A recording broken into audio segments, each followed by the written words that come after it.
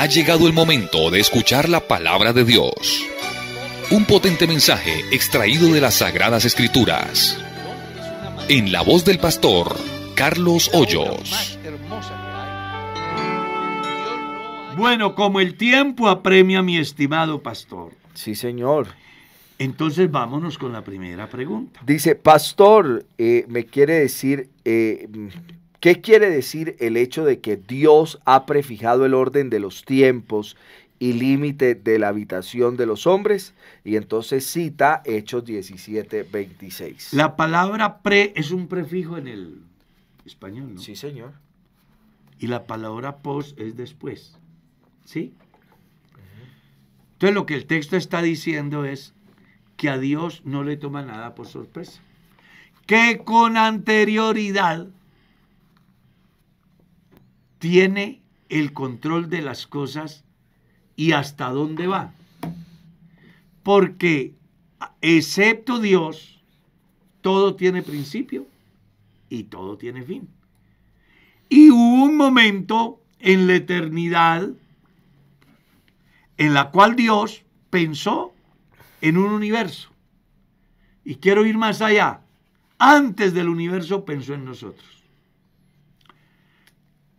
Ha hecho un mundo maravilloso y una vez que el universo está, entonces dijo, hagamos al hombre.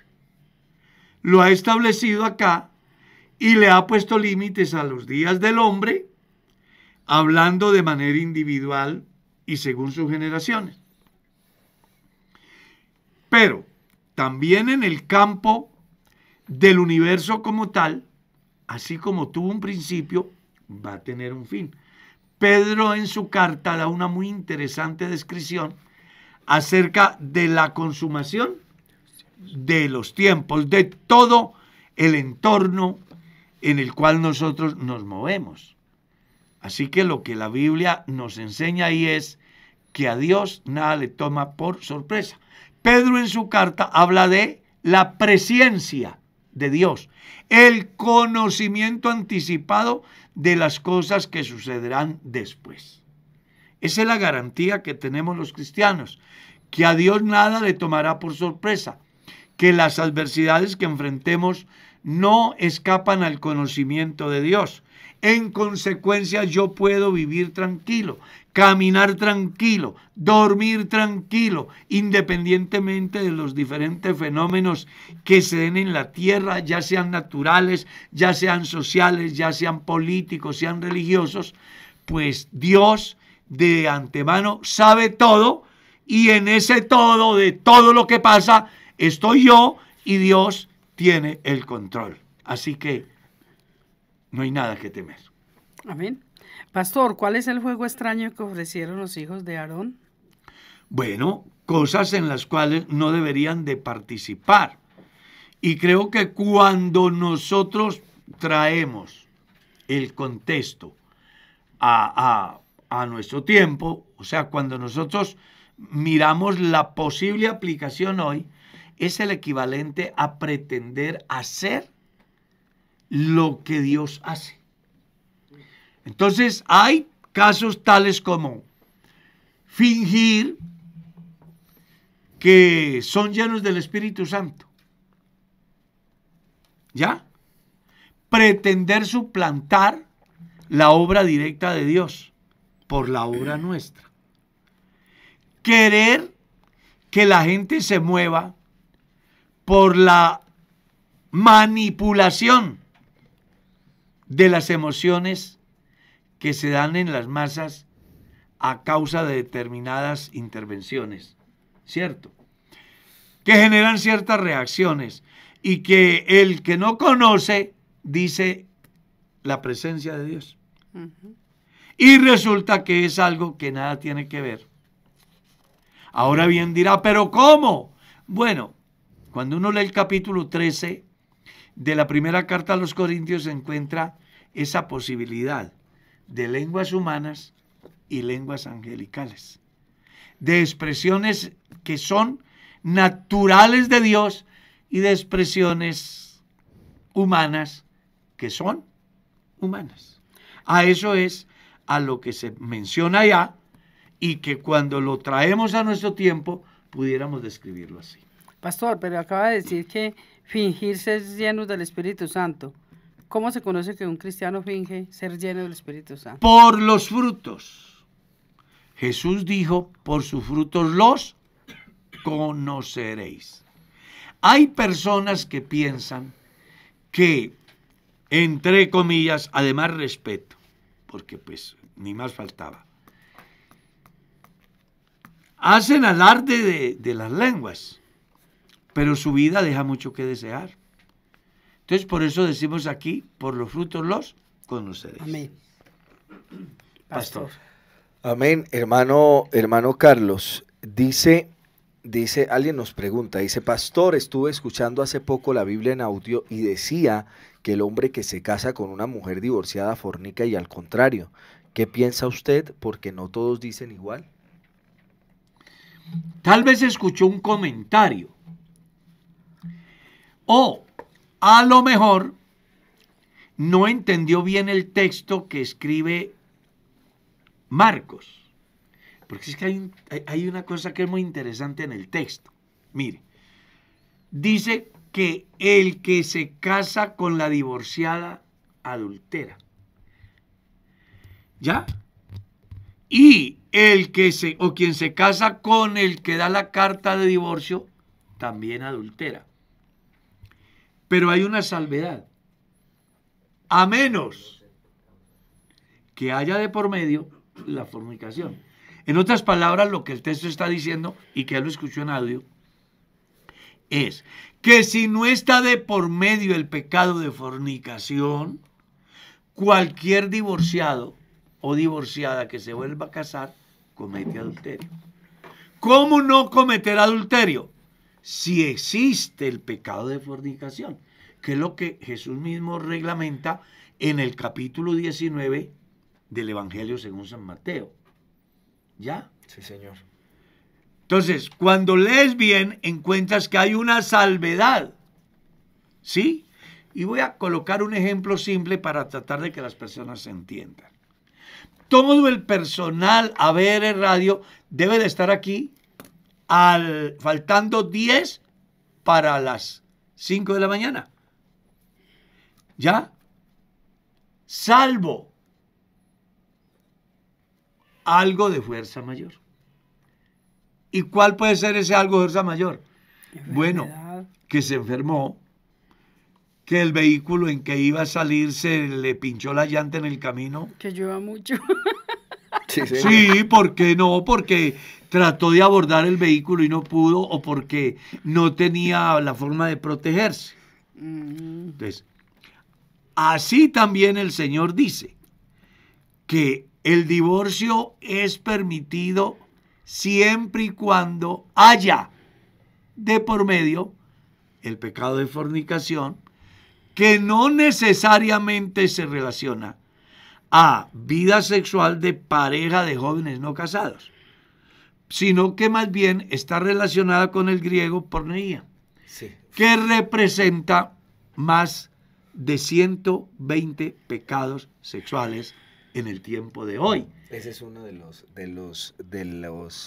puntos de los que nuestra traducción se queda demasiado corta para lo que quería expresar el Señor Jesús con lo que mencionó ahí. Pero mire que Pablo ve, y en el capítulo 7, entonces él sí hace ya una descripción más amplia de lo que significa eso. En cuanto a las cosas que me escribisteis, bueno le sería al hombre no tocar mujer, pero a causa de las fornicaciones, plural.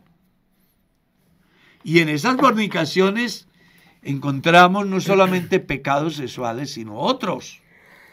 ¿Ya? Como es la idolatría, por ejemplo. Entonces es bueno que las personas entiendan que cuando se presentan esas expresiones en el desarrollo de la vida del ser humano y se divorcia, pues no comete problema, no hay, es decir, se puede divorciar. Pero si no hay pecado en ella o en él, y él o ella quiere abrirse argumentando que no lo entiende, que se le acabó el amor, que lo que pasa es que él va para arriba y ella va para abajo y un sinnúmero. No, ni Dios ni la iglesia le han avala. consultado a usted y a la hermana Mercedes en muchas ocasiones por causales de divorcio que no encajan dentro del principio bíblico. Claro. Y yo le he dicho a personas, ve hermano, ni se someta al tribunal eclesiástico, que ya usted la perdió. Porque uno conoce los procesos, ¿ya? Uno conoce los procesos. Entonces, hombre, aquí, esta semana atendí un caso de alguien que dice, hermano, vea, lo que pasa es que yo no me comprendo con mi marido y me da rabia escucharlo. ¿Será que me puedo divorciar? Fuerte, ¿no? Hombre, es obvio que no hay efecto sin causa, debe de haber algo allá, pero no dice es que me fui infiel. No dice es que falta con la alimentación de la casa, sino que uno no sabe, pues Merceditas y yo tenemos experiencias en ese campo que casi siempre de antemano hay algo que no queremos decir aquí. Lo dejamos a la imaginación. Sí. Oiga, pastor, hay pastores que intervienen demasiado en la vida de los cristianos. Quisiera que usted me explicara hasta dónde el pastor y la esposa pueden llegar a intervenir en la vida de un cristiano. No sé, a ver, la posición de uno como pastor, que entre otras cosas, pues es muy complejo dar esa respuesta porque de alguna manera, pues, puede ser muy subjetiva la respuesta.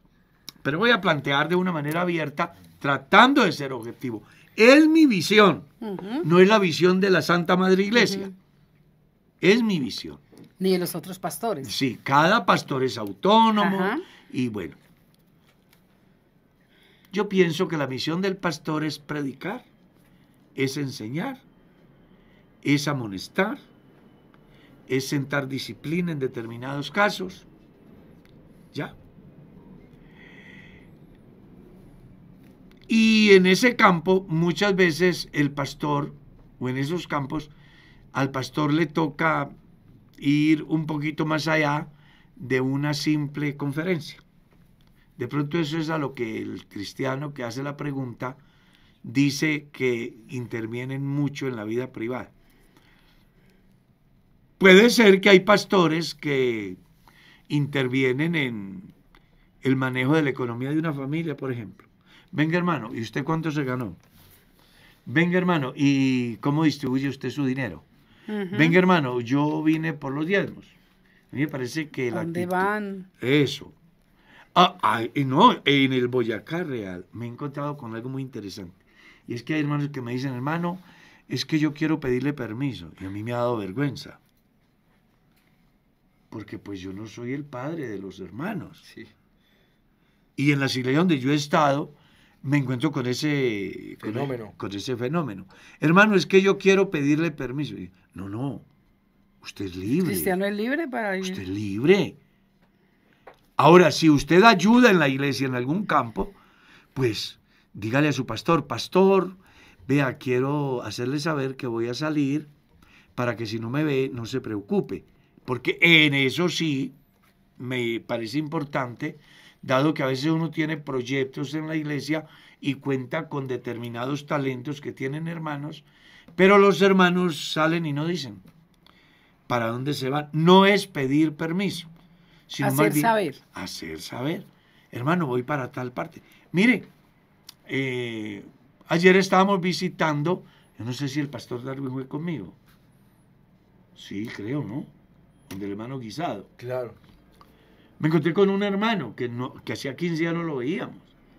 Y ya Mercedita y yo habíamos hablado cómo nos conseguimos el teléfono del hermano, porque nos preocupa que no lo vemos.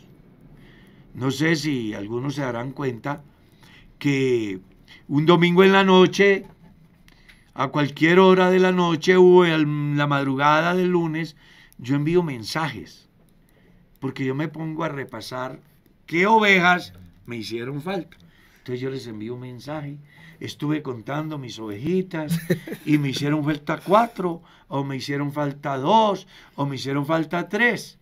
Entonces, hay respuestas. Lo que pasa es que me fui de vacaciones, lo que pasa es que me fui para donde la familia, o saqué esta semanita para irme a dar una caloreadita, yo qué sé. O estaba enfermo. O estaba enfermo, sí, ¿ya? Porque uno como pastor pues se preocupa. Entonces, en razón a eso, es que uno sí le gustaría que los hermanos Pastor, le dijeran. y algo que es bueno hacer saber, porque hay hermanos que vienen y uno los saluda y dicen, 15 días y nadie, ni una llamada, Ay, casi sí. me muero. Y hermanita, pero no dijo, no llamó, no hizo saber al pastor Oiga, sí, ¿no? asistente, ni... Dijo, claro, nadie se acuerda de uno. Dije, hermana, no sabíamos. Pensamos Claro, que no estaba es que de uno no viaje. se acuerde, sino que lo que pasa es que a veces uno no tiene el contacto y ellos no son comunicativos, Pero, que deberían de comunicar. Si están enfermos, y de otro lado, por ejemplo, yo digo, pues a veces es más sencillo en una congregación pequeña, ¿no?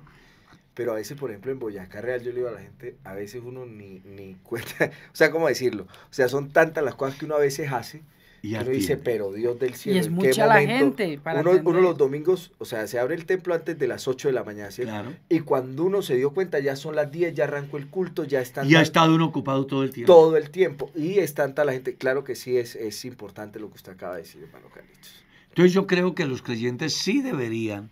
Pero hacer saber, no No, pedir permiso. exactamente, Hermano, hacer. vamos a viajar para que estén Oren orando por por nosotros. nosotros. Ta, ta, ta. O hermano, Claro. estamos enfermos, no nos han visto O en me la voy a iglesia. mudar de congregación para que me den la Exacto. cartica. Porque cuando llevan una cartica firmada por el pastor, ustedes van a tener más confianza para acercarse al pastor a donde van a asistir. ¿Ya? Ujú. Entonces, yo creo que en la iglesia hay que manejar muy bien la comunicación. Nosotros tenemos un departamento de comunicaciones que se llama el CIC. Entonces, los cristianos que están ¿Quién lo maneja, inscritos, pastor? el pastor Darwin. Entonces, Hay si gente que usted- dice que no respondo, ¿cierto? La hermana Mercedita, mire, me mira. No. A mí nunca Pero me sí hay han gente dicho. que dice que No, no a mí respondo. nunca me han yo, dicho yo eso. sí le soy franco a la gente. A veces no es tanto, no, porque es importante, ¿no? Y aquí como hay tanta gente de Boyacá Real, es cierto, a veces a mí se me pasa a responder, pero en la mayoría de las ocasiones uno está al pendiente del celular del CIC y responde a lo que los hermanos dicen, pero sí de algún modo es más fácil que el hermano que está pasando por alguna Lo situación haga saber. lo haga saber, a que uno a veces se pueda dar cuenta de todos los hermanos cuando están. Y fíjese que usted decía algún día, y es cierto, usted el domingo en la mañana se tarda una eternidad, usted, hermano Carlos, en llegar desde el altar hasta la puerta. Es decir, que ¿Sí? usted sale y ya lo han abordado 3, 4 Cuatro personas. y que es que Camina tiene una- otro poquito Por y eso lo es que abordan otras siempre- 4. Exacto. Camina, y entonces yo lo veo, ¿no? Yo digo, no, el hermano Carlos no va a alcanzar a llegar hoy a la puerta. Claro, porque Sí. mucha gente tiene muchas inquietudes, quieren que se les ayude a resolver situaciones. En el momento uno da el punto de vista, pero mire que cuando yo subo a la casa ya no me acuerdo ni con quién hablé, ni de qué hablé. Sí, yo hay domingos que termino y quisiera como acostarme y no volver a despertar. Cansado por lo que se ha hecho, por lo que he escuchado, por lo que he compartido, porque es bien interesante todo. Sin embargo, en la visión de iglesia uno mira el puesto donde se siente el hermano fulano. Así es. Ay, ve, y no está el hermano. Entonces ahí es donde, después de la dominical o en la noche, uno comienza a reflexionar. Entonces Mercedita me dice, mijo, no vino la familia tal, porque ella vive pendiente. No vino el hermano tal. ¿Qué le pasaría a la familia tal? Hubo tanta gente, pero faltó Julano, Perano, Merenguejo y Perencejo y de ahí para allá. Uno mira todas esas ausencias, entonces yo comienzo a enviar mensajes. Sí, por ejemplo, esta semana le envió un mensaje a una hermana muy querida, a una familia muy querida, y me escribe, me dice, es que estuvimos muy enfermos. Le digo, pero ¿por qué nos llaman? ¿Por qué no nos informan? Para orar por ustedes, para ir a visitarlos. Esta mañana leí un mensaje de una persona que está muy enferma de un problema que le han extraído. La unas hermana cosas. Jessica, está Eso, muy enfermita. Eso. Entonces yo le envié pues un saludo y además le dije, envíeme la ubicación que yo voy con el pastor más tarde a verle y a orar Ella por está usted. trabajando, pues, sí. Ah, ella está laborando hoy. Pero no sé si estará en la casa, pero yo creo que ella nos está escuchando. Ah, bueno. Pero qué Está bien importante. enterado, Armando, ¿no? No, Armando. Está bien enterado. ¿Cómo seguimos? Bueno, sigamos con la otra pregunta. ¿Quién va? Qué buen ¿Quién dato, va? hermana Mercedita, dice. ¿Quién va? ¿Quién va? Va, Voy va. yo. Vea, Armando se escondió. Voy yo, hermana Merceditas. Dice, mire esta pregunta, hermano Carlos. Dice, muchas veces cuando algún hermano muere, se suele decir, nos veremos allá. La pregunta es, Exacto. ¿será que Dios permitirá la satisfacción de encontrarnos nuevamente con los que interactuamos acá en la tierra? Hay dos corrientes de pensamiento. Como dos posturas. Eso. Quiero planteárselas. Sí, señor. Después, ustedes mirarán y fijarán una postura al respecto. Una dice que sí nos vamos a conocer allá. Y argumentan el pasaje de Lucas, donde habla del rico Y Lázaro. y Lázaro. Donde el rico, incluso en el lugar sin retorno, se le despierta el deseo de hacer misiones, ¿no? Ah, Es que tengo 7 hermanos. Pero eso nunca se le ocurrió cuando estuvo vivo. ¿Ya? Basados en ese texto, desconociendo una correcta interpretación, pues argumentan esa tesis. Yo la respeto. Pero hay otra corriente que dice, basada en el texto bíblico, no que la Biblia se contradiga, sino que nosotros, a causa de la falta de conocimiento, nos confundimos y nos contradecimos. Que piensa que allá no nos vamos a conocer. Y se argumenta bajo el concepto bíblico que allá no habrá memoria de lo primero, número 1. 2. El pasaje bíblico donde se le acercan los saduceos a Jesús y le dicen, sí, hubo un hombre que se casó Ujú. y resulta que se le murió la mujer y no dejó descendencia. Como la norma era que el hermano que seguía debía de casarse con la viuda Para dejar de sentir. para dejar descendencia, sucedió que también se murió el segundo, el tercero, el cuarto, el quinto, el sexto y el séptimo. El problema no era de los hombres, era de la señora, muy peligrosa además. Imagina una mujer que entierra 7 maridos. Peligrosísima. Pero el problema no era de ellos, era de ella. Ok, Supongo yo, sí. era de ella. Entonces le dicen a Jesús, en la resurrección, ¿de cuál de ellos será esposa? Jesús les dice, necios, ignoráis las escrituras y el poder de Dios, porque en la resurrección ni se casarán, ni se darán en casamiento, porque seremos como los ángeles, espíritus hechos perfectos. La eternidad del hombre es asexual. ¿Sí sabías? Sí, señor. Entonces, ya vienen pensamientos de interpretación entre los cuales yo hago una reflexión. ¿Será bueno el cielo sabiendo que mi mujer está en el infierno? Es una pregunta que hago yo. ¿Será bueno el cielo sabiendo Que mis de que mis hijos- hijos se perdieron? O mis papás. ¿O mis padres? Muy fuerte, sí. O sea, en ese caso sería mejor no tener... Pero tener claro, hombres, ¿cierto? exactamente. Entonces, el texto claramente dice que el caso de sexo, de matrimonio, de hijos, está relacionado con lo terrenal. El caso eterno es espiritual. En consecuencia, no habrá posibilidad de que los seres humanos se conozcan allá y digan, ¡ole, Darwin! No, ¿Cuánto yo creo hacía? que No.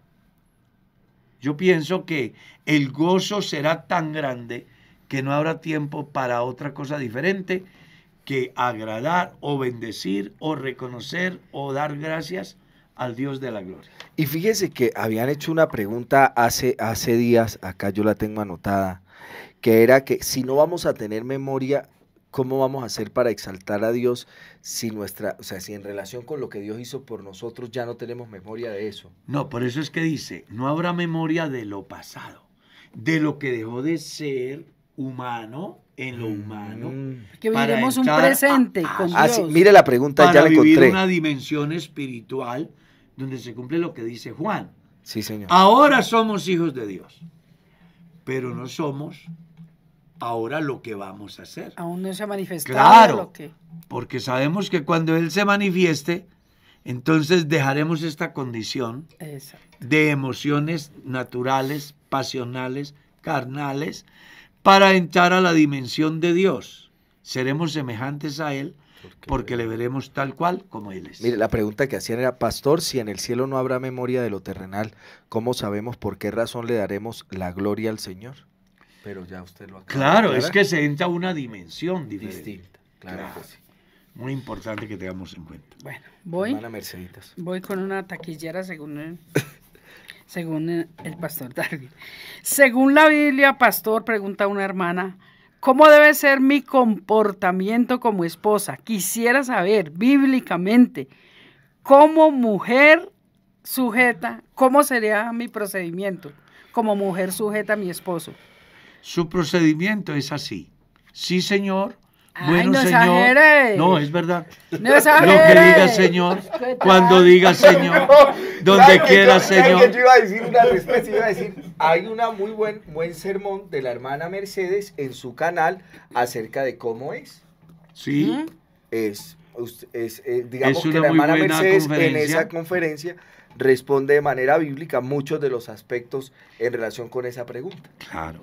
Pero en la Biblia sí aparece el delineamiento, es que se dice, de cómo debe comportarse la mujer. Efesios capítulo 5, verso 21, comenzamos leyendo. Someteos los unos a los otros en el temor de Dios. Punto seguido. Las casadas estén sujetas a sus maridos. ¿Cierto? Sí, señor. Porque así como Cristo es cabeza de la iglesia, así el marido es cabeza de la mujer.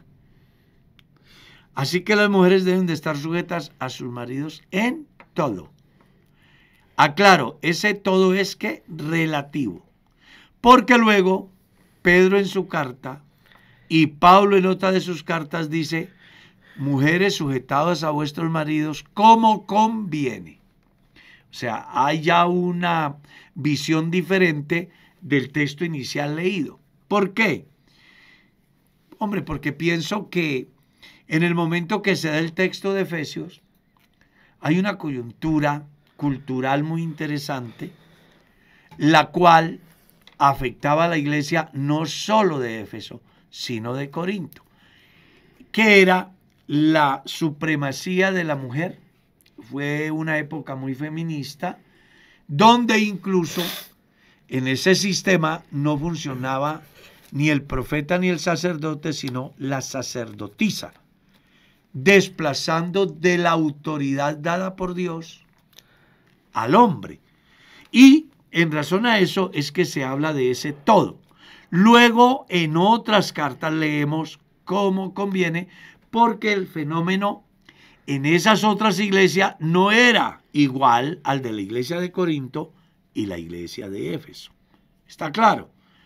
Entonces, si en una sociedad la cultura dice, y las leyes dicen, las normas dicen, que el hombre debe de estar subyugado, sometido, y el común de la sociedad lo piensa y lo cree así, porque así dice la norma, no quiere decir que Dios lo apruebe. Entonces, por eso se cambia el rol. La cultura y la normatividad dice así, pero Dios dice que primero fue el hombre y después de la mujer. Entonces la mujer debe estar sujeta a su marido en todo. Esa restricción, esa exigencia, solo se le hace a la iglesia de Éfeso y a la iglesia de Corinto. A las otras iglesias no, porque no existía esa imposición. Entonces, en las otras iglesias ya aparece la reglamentación diciendo que deben de estar sujetas como conviene, porque allí habían ya abusos del hombre que hacían que la mujer fuera estigmatizada o inclusive diera pasos que iban contra su propia dignidad, contra los valores cristianos, y en consecuencia, dice Pablo, no podemos pensar que la mujer, pensando en Efesios 5, vaya a robar porque el marido la manda, sí, o vaya a adulterar, o vaya a fornicar, o se convierte en un traficante de órganos, etcétera, etcétera. Entonces ahí ya dice como conviene. La mujer debe en nuestra cultura mirar si las exigencias del esposo se ajustan a las demandas divinas.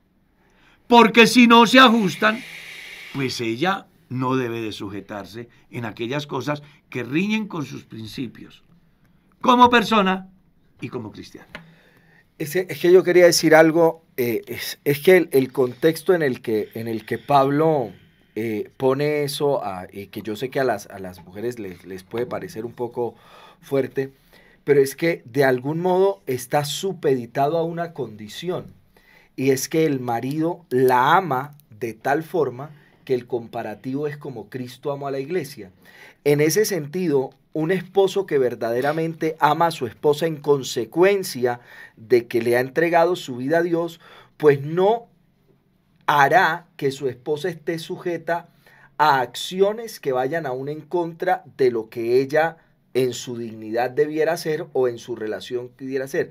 El problema está, pienso yo, ¿no? Este es un análisis que hago yo aquí a priori. No, pero está bien. ¿Por qué? Porque de seguro, hermano Carlos, por ejemplo, uno ante Dios, uno se sujeta a muchas cosas que a veces a uno como humano puede que no le gusten.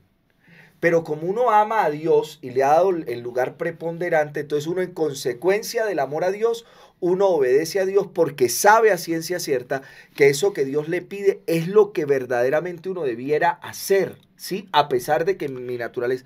Siento que a veces lo que ocurre es que cuando no existe un verdadero principio de amor en el hombre en relación con Dios y con su esposa, pues claramente aquellas cosas que él no se vuelve como una sujeción de la esposa al esposo, sino como una conducta de obligatoriedad, porque no existe esa relación de amor, ese principio de amor.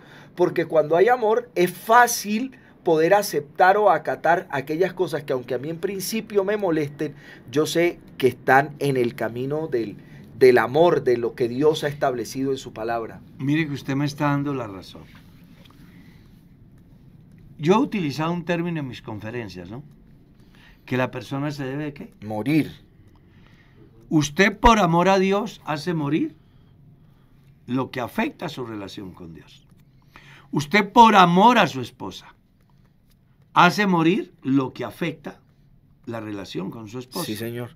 Y en consecuencia ella hace morir aquello que afecta la relación con su esposo. Por eso yo siempre he dicho de una manera, no sé, folclórica es que se dice, que en mi casa las cosas funcionan porque ya no vivo yo. Mercedes vive en mí. Yo pensé que era porque tenía la boca cerrada y la cartera abierta. Ese es otro principio, hermana Mercedes, que se va a aplicar. Claro, porque si yo tengo dinero y mi esposa requiere algo, la mejor manera de evitar que se genere, por ejemplo, un léxico como no sea tacaño, porque me esquina, pues es más bien, tengo la boca bien cerrada y mija, camine y compremos lo que usted necesita. Entonces yo creo que aquí el deber de la mujer está bien claro. Pastor, es que a mí me lo han descrito. Dicho. Es que a mí me lo han dicho. Hermana Merceditas, pero es que sinceramente, perdóneme ser tan franca, me dijo una vez una hermana, estábamos con más hermanas, pero es que usted no es sujeta, usted es una esclava. Y le dije yo, para mí no es esclavitud. Estar pendiente de mi esposo, de su comidita, de sus zapaticos, de todo. Hasta no de su carro. Para mí no es que ella me escanea. Sí, para pero no información. Ella me escanea cada que salgo de mi aposento y voy para la iglesia o voy a viajar. Ella me escanea de arriba abajo. Y si de pronto encuentra que hay un quiebre mal hecho, dice, no, cámbiese ese vestido porque ese quiebre me quedó mal. ¿Ya? Pero para mí eso no es una carga. Para mí Y es... yo tampoco se lo impongo. Exacto. ¿Ya? Pero ella también Por sabe. ejemplo, mire, a mí me parece como muy, bueno, no sé, muy desagradable para el esposo de una hermana que en años pasados el hermano Carlos no estaba, entonces yo saqué sus zapaticas y me puse a lustrarlos. Y me dijo, ¿usted cree que yo hago eso? Hermana, saco los zapatos míos y los de mis hijas y que los embole él. ¿Qué tal esa? Entonces digo yo, pues, ¿dónde está el amor? ¿Dónde está el...? ¿Sí? Entonces la gente piensa que soy una esclava, pero a mí me parece, para mí no es esclavitud. No, pero es que la hermana Mercedes está hilando fino. Porque si la gente, por ejemplo, aludiera al término original cuando la Biblia habla de que nosotros en relación con Dios somos siervos, de nuestra relación con Dios y cómo Dios emula ese concepto, el término original no era siervo, la traducción lo puso así por el contexto en el que estaba la esclavitud, pero el texto Doulos habla de que nosotros somos esclavos, y eso es lo que habla la gente de esclavos por amor. Y es bonito lo que dice, además, yo estoy viendo una experiencia reciente, entonces hay gente que le dice a uno, eso le va a pasar, ojalá no se me pase. Porque a veces la gente le hace a uno comentarios. No, porque nosotros ya tenemos 45, eso, hermano, 46, vamos. Pero a veces la gente le hace unos comentarios que uno dice, Dios, entonces, ¿qué vive la gente en su relación matrimonial? Porque lo que yo vivo a mí me parece súper bonito y me da mucha felicidad poder servirle a mi esposa por el amor que yo le tengo y aún renunciar a aquellas cosas que para mí eran valiosas, pero que yo como ahora decidí que ella es la que en ese campo ocupa el primer y único lugar. Pues para mí no es difícil que ella me diga, amor, gracias porque yo llego del trabajo y encuentro la casa limpia. Entonces alguien dirá, o sea, te toca. Claro, no es que ella me hace el almuerzo, pues yo me encargo de dejar impecable la cocina para que cuando ella llegue, porque yo no estoy en la casa, pues ella se sienta. Entonces, eso me parece interesante. Entonces la gente a veces le dice, no, pero eso ya se te va. ¿Cómo así que se me va a pasar? No, eso no se pasa. Pues yo voy para 46 es amor de verdad, no años de casado. Y a mí no se me ha pasado los deberes. Y Mercedita sabe cómo vivo yo. Sí, no, yo puedo contar una cosa que yo vi con el hermano Carlos. Nosotros fuimos a ver Mucho cuidado. No es nada malo, es algo hasta bonito. Porque yo voy con el hermano Carlos a comprarle su celular, hermana Mercedes. Y el hermano Carlos comienza a ver los celulares y entonces él empieza a ver precios, no sé qué, y tal. Y cuando él dice... No, Darwin, pero el que yo voy a llevar es este. ¿Y por qué? No, porque este es el que le gustó a Mercedes. Está lindo. Este es el que le gustó a Mercedes, este es el que lo voy a comprar. Claro. Porque a mí me importa que ella esté bien. Claro. Y esa fue la respuesta, fue, hermano Carlos, porque uno comienza a ver pues las condiciones de varios celulares. Hermano Carlos, ¿y por qué va a llevar ese? No, porque este fue el que le gustó a Mercedes, pastor. Entonces claro. Este es el que lo va a llevar. Entonces, siento yo que eso hace parte del amor. O sea, yo intento satisfacer o doy el máximo de mí por satisfacer esos deseos. Así sean, a veces podría parecerle a alguien tonto, no, pero hace parte de lo que la pareja desea y como yo la amo, yo hago todo mi esfuerzo por satisfacer. Porque esas pequeñas cositas son las que forman es decir, como ir alimentando todos los días ese hogar, ese amor que hay en esa pareja. Porque por eso es que se termina el amor. Porque, Sí, cuando él se desinteresa o ella se desinteresa, exacto, pues el hombre no ve como razón para estar ahí, o ella no ve razón para estar ahí. Pero cuando juntos construyen y renuncian por el bien del otro, es que yo creo que la verdadera felicidad es ver que el otro está feliz. Así defino yo. Para mí la felicidad más grande es ver que mi mujer está feliz. Gracias. Esa es mi felicidad. Entonces, por eso ella todo lo que dice, yo le digo, sí, señora. Bueno, señora. Como diga, señora. Sí, lo que así diga, señora.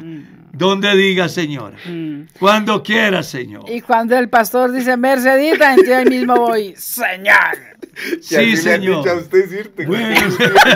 Aquí. Muy sí, importante. pero acuérdese. Eso no se me olvida, eso no se me olvida. Imagínese que un día dijo el pastor, Que es que los hermanos piensan que uno cuando, por ejemplo, cuando el hermano Carlos, porque él tiene su carácter, y cuando el hermano Carlos dice, Merceditas, que yo ahí mismo voy, Señor. Entonces dice el hermano Darwin, ¡ah! ¿Ah? Como quien dice, casi que dijo, con la expresión dijo, no, es lo contrario. Ay, no. Entonces yo desde ahí le dije, vea. Lo llevo aquí, No, Darwin, pero lo mire, llevo hermano aquí. Mercedes, lo que le escribe una hermana, Mercedes Bustamante. Felicito a la hermana Merceditas. Sí, La están ay, que felicitando. muchas gracias. Ella dice que ya cumplió 51 años de casada y está muy feliz. Felicitaciones a nuestra hermana Mercedes también. No, yo creo que la mejor manera de vivir en pareja y en familia la encuentra en Efesios capítulo 5, verso 21 al verso 4 del capítulo 6. Ahí están los derechos y los deberes de él, de ella, de los hijos, de los padres. La ausencia del no cumplir es la que genera la fatiga en la relación, el deseo de démonos un tiempo, separémonos, divorciémonos, yo qué sé. Pero a estas alturas de la vida, yo pienso que ahora es donde más se debe de vivir. Amén. Unidos, entendiendo de que vale la pena perder lo que sea. Amén. Lo que sea, en aras de tener a su esposa feliz, a su esposo feliz, a sus padres felices, a sus hijos felices. Amén. Sigamos. Hermano Carlos dice, un hermano puede tener una pareja sin casarse, durmiendo en camas separadas, ¿están cometiendo pecado en tenerlo en la casa? Pues imagínese usted.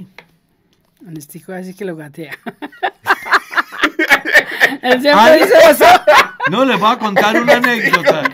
Sé que de pronto les va a generar risa y no sé. ¿Cómo es que dice usted paso de qué? Pasa del anonimato al desprestigio. Eso, puede ser que yo pase así. Del anonimato al desprestigio. Hay una anécdota que comenta de alguien que el tipo ha ido al médico y le han dicho que no puede tener una actividad sexual normal, ¿sí?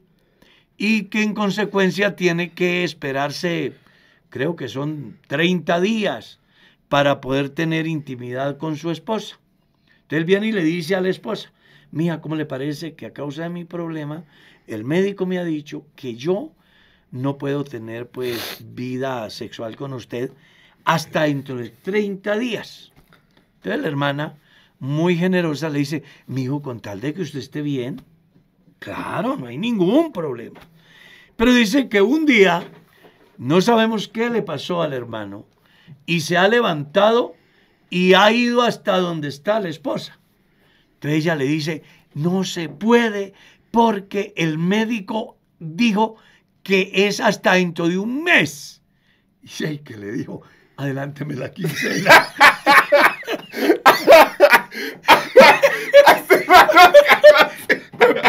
Por eso dije que iba a pasar del anonimato a qué. Al desprestigio. Entonces, una pareja que no son casados y dicen que viven en camas separadas, Sí, eso no es hacer un problema. eso no funciona así. Usted tiene que tomar una decisión de verdad. Si es que le parece tan importante ella, bueno, cásese. Vale 180,000. En 8 días le resuelven el Y eso problema. es un peligro muy grande, pastor, porque hay varias parejas que esperando, y que comprar anillos, después que comprar, Sí. y se pasa el tiempo. ¿Recuerda a la hermana Sí. Clelia? Sí. La hermana Clelia. A varios hermanos en la Mire, iglesia mire le ha pasado que eso. nos vivimos nosotros como pastor Sí, en el señor. año 1980, 81. Vamos a una iglesia a ser pastores. Y hay una familia que quiere caminar con Dios, entienden el evangelio. Pero ha sucedido que el esposo dice, yo sí quiero bautizarme, pero necesito comprar un estrén para todos. Porque todos se quieren bautizar y dice, yo quiero que al salir de las aguas bautismales todos nos pongamos un vestido nuevo porque somos nuevas criaturas. Eso parece bonito, ¿verdad? La esposa y los hijos dicen, no, nosotros queremos bautizarnos. No, yo sí quiero, pero esperen que nos podamos comprar el vestido. Una noche se ha soñado el cristiano que yo pienso que se perdió. Que viene para el pueblo, tiene que cruzar un río por el puente y resulta que se ha soñado que viene para el pueblo, al cruzar el río baja una avalancha y se lo lleva y se muere. Ay, sí, qué pesado. Entonces le dice al otro día a la esposa, mija, ¿cómo le parece que me soñé esto? Y ella de una la cogió y dijo, ¿sabe qué? Ya me voy a bautizar. Porque usted se va a morir dándole más importancia a un vestido que a la salvación. La hermana se ha ido con su familia y se han bautizado todos. Él dice, yo no me bautizo hasta que tenga un vestido. A los 15 días se viene para el pueblo, cruzando el río, viene la avalancha, se lo lleva y se murió sin bautismo. Esto para decirle a la gente que cuando se trata de la salvación, no debe de haber sexo, no debe de haber dinero, no debe de haber amargura, no debe de haber otra cosa que pueda estorbar lo más grande que un pecador puede tener en la tierra, que es la salvación de su alma. Amén, amén. No aplacen la salvación, porque usted cuenta con el momento, pero el inmediato futuro está en las manos de Dios. Amén. Entonces hay que ponerle cuidado a eso. Si ama tanto a esa mujer, si ama tanto a ese marido, y son libres y se pueden casar, ¿qué esperan? Amén. ¿Qué esperan? Dejen de ponerle plazo. No, que es que yo necesito comprar las argollas, que es que yo quiero hacer una recesión para invitar a mis amigos. No. Primero sálvese. Amén, amén. Y después de que se salve, Dios le proveerá y nos invita a un asado bien bueno. Pero sálvese. Pastor. Vale, hermana Mercedita. Sí. Un pastor predicó que era imposible que el hombre fuera a la luna. Yo personalmente quisiera escuchar la opinión del pastor. Abdías, el profeta se lo explica. Según el profeta Abdías, el hombre puede ir a la luna y también puede ir al fondo del mar. Pero algo sí debe quedarle claro. De allá lo asirá su diestra. Y hay un argentino que acaba de comprarse una parcela en la luna. No sé si usted leyó. No, no leí eso. Yo a veces leo por ahí.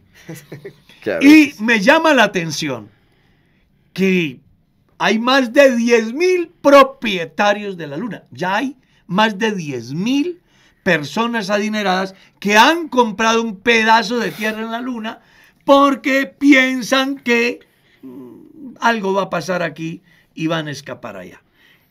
Qué bueno que lean el libro de Abdías y se den cuenta que así el hombre se vaya para la luna, el día del juicio de Dios no escaparán. Sí. Entonces, ¿puede el hombre ir a la luna? Sí. ¿Y puede ir a Marte? Sí. ¿Y puede ir a otros lugares? Sí.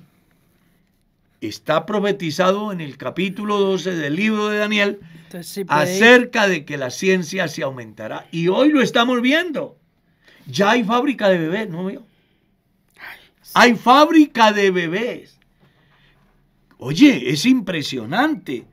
O sea, la ciencia ha avanzado tanto que realmente yo lo único que estoy esperando es que suene la trompeta para irme de aquí. No podemos estigmatizar la ciencia, pero eso no es igual a que nosotros nos conformemos. Al contrario, tenemos que reaccionar, consagrarnos a Dios, sabiendo que la venida del Señor. Hay muchos fenómenos de la ciencia que cuando uno los ve a la luz de la Biblia lo que permiten confirmar son principios establecidos bíblicamente, ¿no? Esto que tenemos ¿Cuánto aquí? tiempo la religión duró, por ejemplo, hablando de la tierra plana, por ejemplo? O que no gira. Por ejemplo. Entonces, esas teorías y al final hasta muerte por eso, ¿no? Lo quemaban. Entonces, los señores de la Inquisición quemaban a quien se atrevía a decir que la tierra giraba. ¿No ves lo que le pasó a Galileo? Pues, y termina uno luego con un análisis profundo de la Biblia, comprendiendo que lo que decía era verdad y está sustentado en la Biblia. Bíblicos. por ejemplo, las comunicaciones hoy visuales en el mundo están profetizadas en el capítulo 11 del libro de Apocalipsis. Amén. Ahí aparece, antes de que el genio de las comunicaciones visuales hiciera acto de presencia, Dios ya lo había visto hace más de 2000 años. Y eso es bonito. No, eso es una belleza de Oye, Dios que hermano tenemos. Carlos, aquí hay una pregunta. Vamos a... Taquillera. Bueno, no tanto taquillera, lo que puedo pensar es que podemos tardarnos aquí hablando. Dice, pastores, escuché en un canal de Raíces Hebreas que el nombre Jehová no es nombre, ya que deriva de la palabra YHWH, yo soy el que soy. ¿Es verdad tal afirmación? Además, en este mismo canal, en el Salmo 119, está el nombre de Dios, YHWH, Yud, Hei, Bab, Hei, bueno, pero ahí dice. Entonces, esa es la pregunta, que no es un nombre, el nombre Jehová. Vea, todo va a depender de cómo usted lo mire, ¿sí?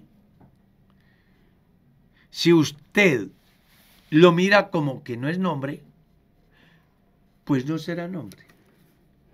El hombre es el resultado de lo que cree. Pero en la Biblia sí aparece como nombre. Que aquí lo que va a jugar un papel muy importante es, ¿creo lo que dicen los espurios o creo lo que Dios dice? ¿Está claro? Amén. Entonces eso es algo igual como salió ahora los señores de Creciendo en Gracia. Que Jesucristo no es un hombre sino una mujer. Que el Espíritu Santo es una mujer. Y hay gente que cree eso, pero la pregunta es, ¿la Biblia dice así? ¿O es la gente que piensa así? Yo creo que la mejor manera de responderle a quien tiene la inquietud es que deje de ver tanta basura y lea la palabra de Dios. ¿Ya?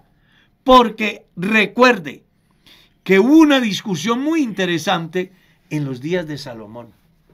Parece que se activó el pensamiento literario en el sentido de la investigación. Y entonces, al final de sus días, llega una conclusión muy interesante. ¿Cuál es? No hay fin de hacer muchos libros. El mucho estudio es fatiga de la carne. El fin de todo el discurso oído es este: teme a Dios y guarda sus mandamientos, porque esto es el todo del hombre. Entonces, yo los motivo para que lean, escuchen y vean, pero tengan carácter cristiano para leer, ver y oír. Porque no todo lo que uno lee es verdad, no todo lo que uno ve es verdad, y no todo lo que uno escucha es verdad. He ahí que soy uno de los, ¿cómo se podrá decir?, motivadores. Yo le motivo a la iglesia, a los muchachos de la iglesia: investiguen, pregunten, cuestionen, pero tengan carácter. No le pongamos la tapa como al burro que lleva la carretilla para que no vea los lados. No, mire, tuve la oportunidad de educarme en diferentes corrientes filosóficas y eso a mí no me afectó mi fe. Amén. Al contrario, me fortaleció la fe, porque después de mirar las diferentes vertientes, llegué a una conclusión: no hay un Dios como mi Dios. Amén. Y no hay una doctrina como la doctrina de la iglesia. Amén, amén. ¿Está claro? Amén. Entonces, por favor, lea, pregunte, investigue, cuestione, pero tenga carácter. Amén. No se deje llevar de lo que la gente dice. Porque ahora a mí se me ocurre decir aquí, como pastor, que debajo de mis pies hay un diamante equivalente a la luna y que estoy a 7 metros de alcanzarlo, y monto mi tesis y usted cree semejante tontería. No, tenemos la palabra profética más segura. Ese pensamiento del cual estamos argumentando aquí tiene raíces mesiánicas que van en contravía de lo que Pablo enseña en la carta a los Gálatas. La mejor manera de vivir un cristianismo dentro de los parámetros de gracia hecho en Cristo Jesús es la carta a los Gálatas. El tiempo se fue. Amén.